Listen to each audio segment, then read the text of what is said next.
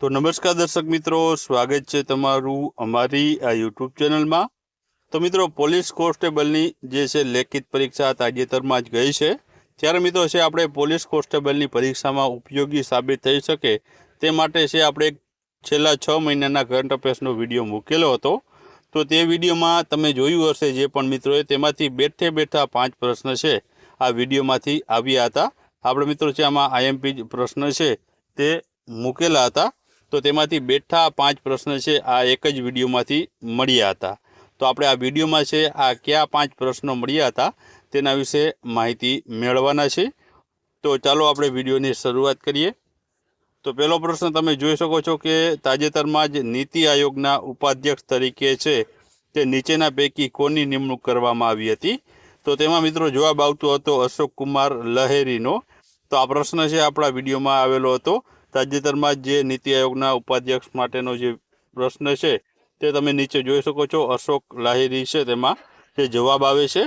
त्यारबाद बीजो प्रश्न हतो प्रजासत्ताक दिन 2026 नी जे राज्य कक्षानी उजवणी छे ते खाली जग्या खाते थई हती, એટલે કે કયા જિલ્લામાં કરવામાં આવી હતી તેવું પૂછવામાં આવ્યું હતું।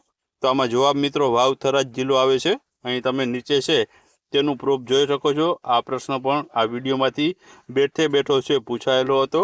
ત્યારબાદ ત્રીજો પ્રશ્ન હતો તે હતો તાજેતરમાં જ ભારતે નીચેના પૈકી કયા દેશ સાથે લોથલ નેશનલ મેરીટાઈમ હેરિટેજ કોમ્પ્લેક્સના વિકાસ માટે છે જે સહયોગી સમજૂતી પર એમઓયુ અથવા તો હસ્તાક્ષર કર્યા હતા। તો અહીં તમે જોઈ શકો છો કે અહીં લોથલ ખાતેનું જે છે જે નેશનલ મેરીટાઈમ હેરિટેજ કોમ્પ્લેક્સ બનાવવા માટે છે તે ભારતે મિત્રો નેધરલેન્ડ દેશ સાથે છે જે હસ્તાક્ષર અથવા તો એમઓયુ અથવા તો જે છે સહયોગ છે નેધરલેન્ડ દેશ દ્વારા છે આપવામાં આવ્યો હતો। તો તેનો પણ નીચે છે પ્રૂફ આપેલું છે।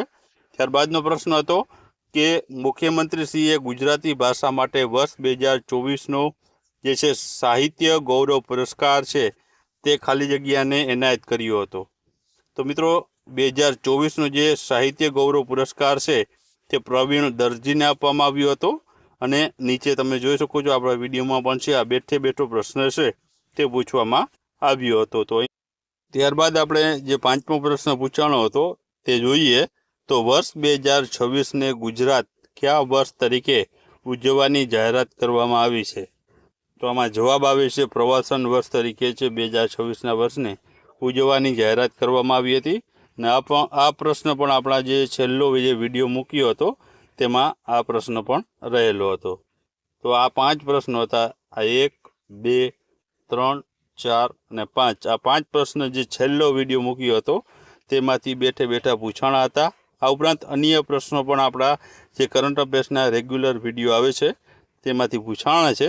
તો આ 5 પ્રશ્નો તો ખાલી એક જ જે છે વિડીયોમાંથી જે છે બેઠે બેઠા પૂછાણા હતા।